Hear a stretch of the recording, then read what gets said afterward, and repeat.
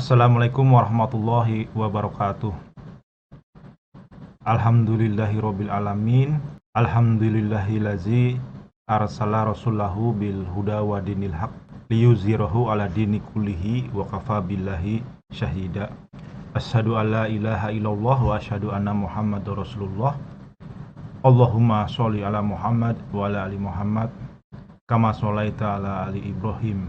Qallahu ta'ala fil Qur'anil Karim. A'udzubillahi minasyaitonir rajim. Bismillahirrahmanirrahim. Udkhulu fisilmi kaffah wa la tatabi'u khutuwatis syaiton innahu aduwwum mubin.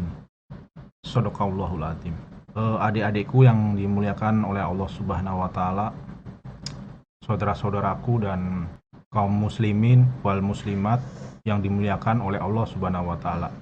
Pertama-tama marilah kita panjatkan puji syukur kehadirat Allah Subhanahu wa taala karena pada malam hari ini kita masih diberikan kenikmatan iman serta Islam, nikmat sehat walafiat, di mana pada hari ini ya, di saat musim pandemi, saat banyak orang sedang tidak sehat atau sakit, bahkan ada yang dipanggil oleh Allah Subhanahu wa taala, kita diberikan oleh Allah Subhanahu wa taala kenikmatan yang tiada tandingannya, yaitu kenikmatan sehat walafiat. Hendaknya kita pakai ya, kenikmatan sehat walafiat ini dengan kegiatan yang berguna ya.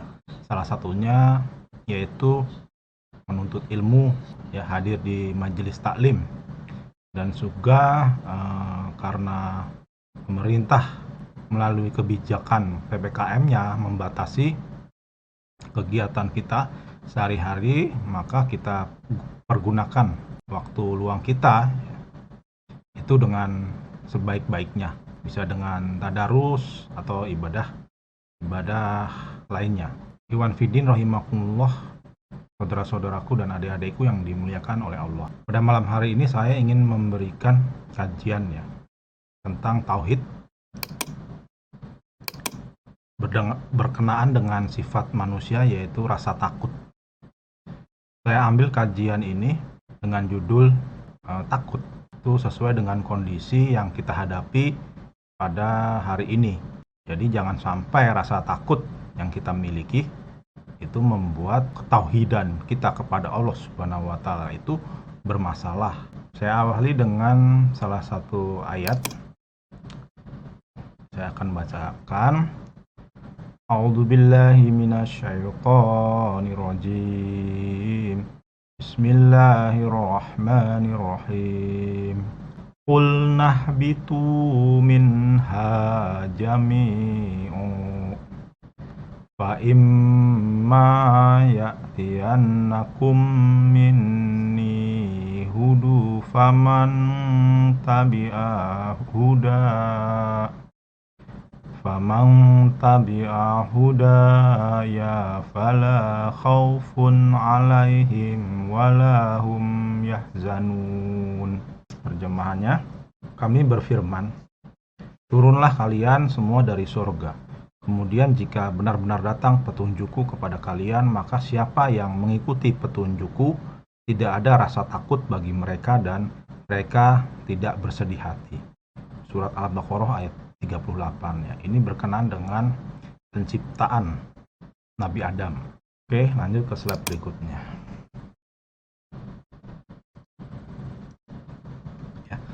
Takut ini bagian dari sifat manusia ya. Yaitu kalau para psikologi itu menyebutnya dengan emosi ya. Emosi itu macam-macam ya. Ada selain takut itu ada tertawa, tersenyum, menangis, marah, ya kan, merasa superior, ya, paling hebat, dan lain sebagainya. Nah, takut ini hanyalah salah satu. Ya. Ini deskripsi rasa takut ya. Takut merupakan salah satu emosi yang sangat penting dalam kehidupan manusia. Berperan penting dalam mempertahankan diri dari berbagai persoalan yang bisa mengancam kehidupan. Rasa takut akan mendorong kita untuk mengambil tindakan yang perlu untuk menghindari bahaya yang mengancam kelangsungan hidup. Takut juga merupakan sifat kejiwaan yang sudah menjadi fitrah pada diri setiap manusia yang selalu bersemayam di dalam hati dan memiliki peranan penting dalam kehidupan kejiwaan manusia. Islam juga tidak memandang rasa takut yang ada dalam diri manusia sebagai aib yang harus dihilangkan. Di era zaman sekarang banyak sekali ditemukan fenomena ketakutan yang dialami masyarakat. Terlebih seorang individu yang mempunyai problem yang berbeda-beda. Takut dengan persoalan dunia dan tak sedikit pula yang takut akan persoalan akhirat. Inti dari problem ketakutan yang mereka alami adalah ketakutan akan suatu kejelekan atau kesengsaraan atas kehidupan di dunia maupun kesengsaraan di akhirat. Banyak juga orang yang takut karena ia telah melakukan dosa atau melanggar peraturan. Namun ada juga yang tidak memiliki rasa takut sama sekali. Oke, lanjut, ini diskusi dari apa yang sudah saya baca ya, literatur atau literasi dari buku-buku atau kita search by Google seperti ini ya, penjelasan rasa takut. Lanjut ke slide berikutnya.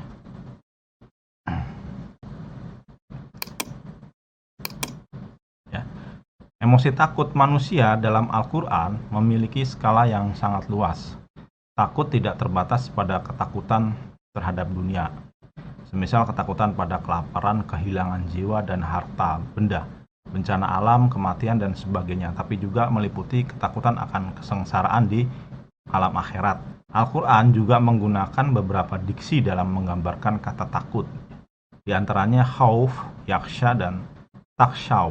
Dalam kajian ini saya orientasikan ketakutan dalam dua hal, yaitu yang pertama takut yang diperintahkan, yang kedua takut yang dilarang. Lanjut. Yang pertama ya, takut yang diperintahkan. Jadi dalam Islam ini ada diksi takut yang diperintahkan. Jadi tidak selamanya takut itu adalah perbuatan yang tidak baik atau perbuatan buruk. Karena Allah itu memerintahkan untuk kita takut. Ya. Nah, ini diksi dalam Quran, takut yang diperintahkan itu biasanya menggunakan kata khawa dan fa atau khauf. Nah, khauf, makanya kita mengenal dalam fikih Islam itu ada yang namanya sholat khauf, yaitu sholat dalam keadaan takut. Ya, itu kan berarti takut yang diperintahkan.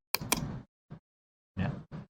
Khauf yaitu takut secara naluri manusia, seperti takut kepada musuh yang kuat, ya, takut kepada hewan buas, dan takut dengan api yang tidak terkendali. Hal ini bukanlah jenis takut ibadah dan tidak menafikan keimanan. Bahkan seseorang mukmin bisa takut jenis ini sebagaimana takutnya Musa tatkala membunuh seorang penduduk Mesir dan dicari oleh pasukan Fir'aun. Allah berfirman, A'udzubillahi minasyaitonirrajim.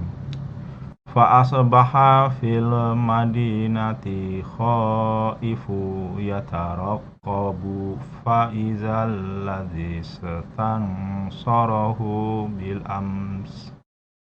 amsi yastasrihu qala lahu Musa innaka laghawiyyum mubin. Ya, di sini ada diksi khauf ya, yang saya warnai dengan warna kuning, khaifa. Ini artinya, karena itu jadilah Musa dikala itu merasa takut, ya, menunggu-nunggu dengan takut, khawatir akibat perbuatannya. Ya, jadi Nabi Musa itu takut. Ini kisah Musa saat memukul prajurit Fir'aun, ya, sehingga prajurit tersebut mati. Maka Musa takut. Kemudian Musa lari ke negeri Madian, itu karena ketakutan. Itu kalau diceritakan panjang ya, tapi nanti akan saya terangkan ya. Takut yang seperti ini dibolehkan ternyata ya, karena takut yang melahirkan solusi itulah takut yang diperintahkan. Nah gitu ya, takut yang melahirkan solusi itu adalah takut yang diperintahkan. Oke, lanjut nih yang kedua ya, dari contoh Musa, dan yang kedua itu dari contoh Nabi Muhammad ya, saat perang Zaturiko ya. Jadi perang Zaturiko ini asbabun nuzul dari sholat khauf dan tayamum. Itu sholat khauf itu di Quran surat 4 An-Nisa ayat 102. Kita buka ya. Nah, ini ke depan aja.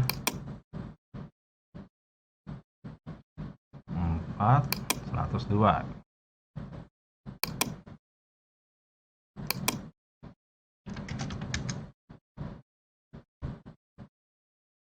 Nah ya. Dan apabila engkau Muhammad berada di tengah-tengah mereka, sahabatmu, lalu engkau hendak melaksanakan sholat bersama-sama mereka, maka hendaklah segolongan dari mereka berdiri sholat bersamamu dan menyandang senjata mereka. Kemudian apabila mereka yang sholat bersamamu sujud telah menyempurnakan 1 rakaat, maka hendaklah mereka pindah dari belakangmu untuk menghadapi musuh, dan hendaklah datang golongan yang lain yang belum sholat. Lalu mereka sholat denganmu, dan hendaklah mereka bersiap siaga dan menyandang senjata mereka. Orang-orang kafir ingin agar kamu lengah terhadap senjatamu dan harta bendamu. Lalu mereka menyerbu kamu sekaligus, dan tidak mengapa kamu meletakkan senjata-senjatamu jika kamu mendapat suatu kesusahan karena hujan atau karena kamu sakit. Dan bersiap siagalah kamu. Sungguh Allah telah menyediakan azab yang menghinakan bagi orang-orang kafir. Nah, ini adalah dalil sholat khauf atau sholat dalam keadaan takut ya di medan peperangan. Oke, kita lanjut. Ini turun saat perang Zaturiko ya. Lanjut ke sini ya. Ya, ini saya akan jelaskan ya perang Zaturiko. Kenapa disebut perang Zaturiko nih? Karena penting ya. Jadi kalau kita pernah mendengar suatu cerita ya, ketika Rasulullah SAW itu dihunus dengan pedang itu, lalu dikatakan siapakah penolongmu? Maka Rasulullah SAW itu menjawab Allah. Lalu orang tersebut menjatuhkan ya pedangnya, kemudian diambil pedang tersebut oleh Rasulullah ya, lalu dihunuskan kembali kepada orang tersebut, lalu dikatakan ulang ya, siapakah penolongmu sekarang? Maka orang tersebut kebingungan ya dan ketakutan, dan orang tersebut dalam hadis dikatakan tidak menyerang balik Rasulullah SAW, tapi mundur. Kata orang tersebut mengatakan kepada Rasulullah, aku berjanji ya mulai hari ini aku tidak akan menyerangmu lagi. Dan konon orang tersebut itu masuk Islam ya. Itu begitu hadisnya ya. Tidak langsung masuk Islam, tapi beberapa kurun waktu ya orang tersebut baru masuk Islam. Hadis tersebut itu terjadi setelah perang Zaturiko. Dinamakan Zaturiko itu sebab potongan kain. Jadi Zaturiko itu artinya potongan kain ya yang dililitkan ke kaki-kaki para sahabat. Jadi Zaturiko itu perang terhadap dua suku yang menghalangi dakwah Nabi ya. Jadi suatu saat Nabi SAW itu mengutus delegasinya sejumlah 70 orang ke kawasan Najat. Tetapi orang tersebut ya 70 orang tersebut dibantai ya oleh dua suku. Nama sukunya adalah Bani Maharib dan Bani Sa'labah dari Ghatafan. Di Madinah Rasulullah SAW dan para sahabat ya setelah mengetahui 70 delegasi ya yang diutus oleh Nabi untuk berdakwah ke kawasan Najat itu dibantai, maka Rasulullah SAW melaksanakan kunut nazilah. Nah, jadi hadis kunut nazilah itu berkenaan dengan perang Zaturiko. Jadi dilaksanakan subuh dan maghrib. Kemudian Rasulullah SAW itu melakukan gencatan senjata ya, membawa sekitar 400 pasukan ke kawasan Najat untuk membalas Bani Sa'labah dari Ghatafan dan Bani Maharib. Nah, jadi untuk sampai ke kawasan Najat mereka harus melewati daerah yang dipenuhi dengan kerikil tajam ya, kerikil tajam dan bebatuan. Jadi kawasannya itu bukan padang pasir. Nah, dalam kondisi tersebut maka kaki-kaki sahabat itu banyak yang terluka, dan untuk mengatasi pendarahan pada kaki mereka merobek kain yang ada di pakaian mereka dan diikatkan ke kaki-kaki mereka. Nah, itulah yang disebut dengan perang Zatul Riqa. Jadi Zatul Riqa itu artinya adalah potongan kain. Nah, sesampainya Nabi Muhammad dan para sahabat di daerah kawasan Najd, mereka pun di sana berhenti ya dan menghadang musuh ya. Namun musuh yang dihadang itu takut ya, kemudian melarikan diri. Jadi perang Zatul Riqa adalah perang tanpa genjatan senjata. Nah, saat kondisi menghadang musuh, itu Rasulullah SAW itu mendapatkan wahyu ya, yang berkenaan dengan sholat khauf tadi ya, dan juga ayat yang berkenaan dengan tayamum. Jadi Rasulullah SAW tidak tampak lengah dengan sholat yang dilakukan.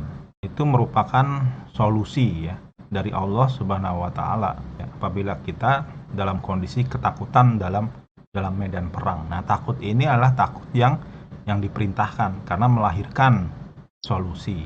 Nah, ini saya akan bacakan. Dalam Islam, istilah khauf biasanya dilengkapi dengan solusi ya kan, atau jalan keluar dari khauf itu sendiri. Misalnya dalam kisah Musa di atas ya. Jika dilihat di ayat selanjutnya, yaitu ayat 31, Allah Subhanahu wa Ta'ala memberikan solusi atas ketakutan Musa alaihissalam, yakni hudan atau petunjuk. Ya, coba kita baca surat Qasas ya, ayat 31-nya.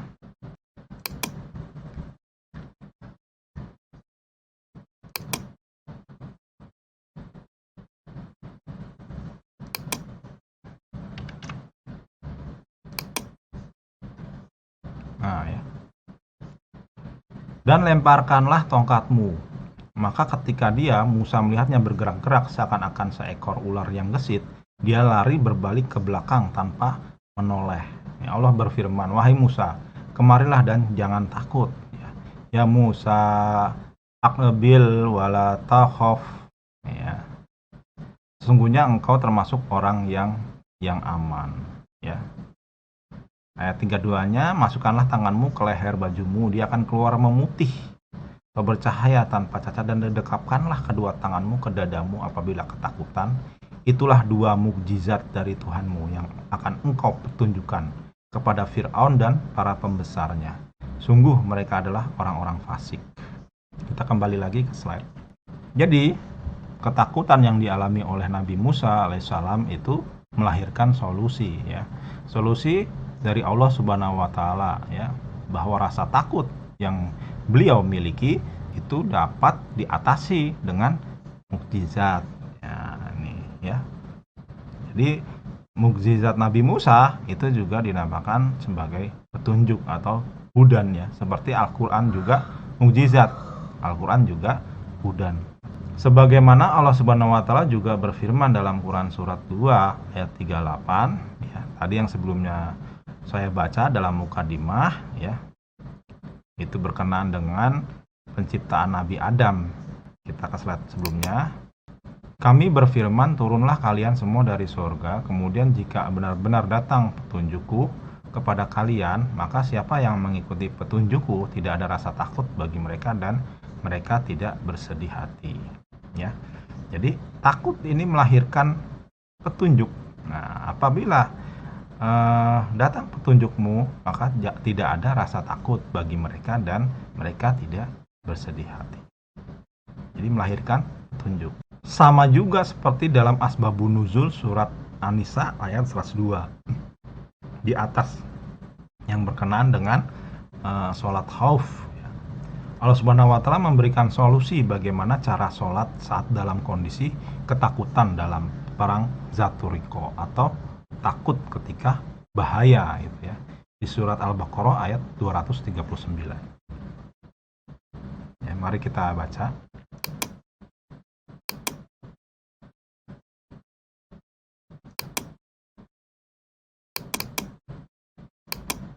Ya, nih ya. Saya akan bacakan Arabnya. Fa in khiftum farijalan aw rukbana Fa idza amintum fazkurullaha kama 'allamakum ma lam takunu ta'lamun. Jika kamu takut atau ada bahaya, ya ini khiftum.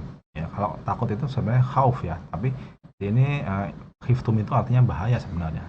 Ya, karena di Inggrisnya if you are in danger. Ya, ini bahaya ya, khiftum.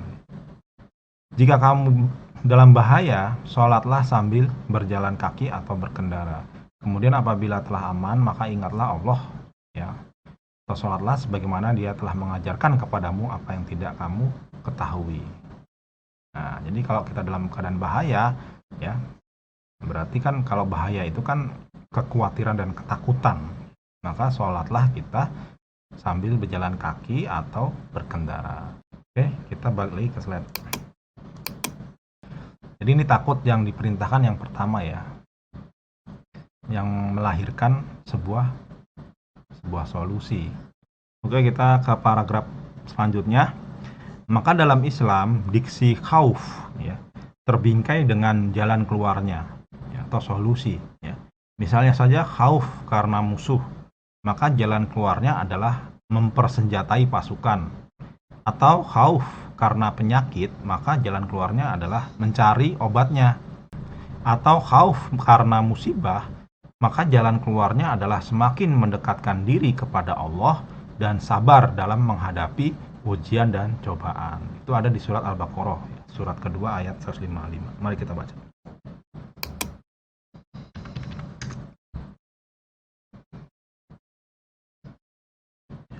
Saya bacakan Arabnya. Walanabluwannakum bisyai'im minal khauf. Ya, ada kata khauf nih. Ya. Wal ju'i wa naqsim minal amwali wal anfusi was samarat wa basyiris sabirin. Dan kami pasti akan menguji kamu dengan sedikit ketakutan, kelaparan, kekurangan harta, jiwa, dan buah-buahan. Dan sampaikanlah kabar gembira kepada orang-orang yang sabar. Ya. Jadi kelaparan, kekurangan harta, jiwa, itu buah-buahan, itu adalah sebuah ketakutan. Ya. Nah, ketakutan ini adalah sebagai ujian ya, harus melahirkan sebuah solusi atau jalan keluar. Ya. Jalan keluarnya apa? Yaitu dengan selalu mendekatkan diri kepada Allah dan bersabar. Ya. Oke, langsung kita ke slide lagi.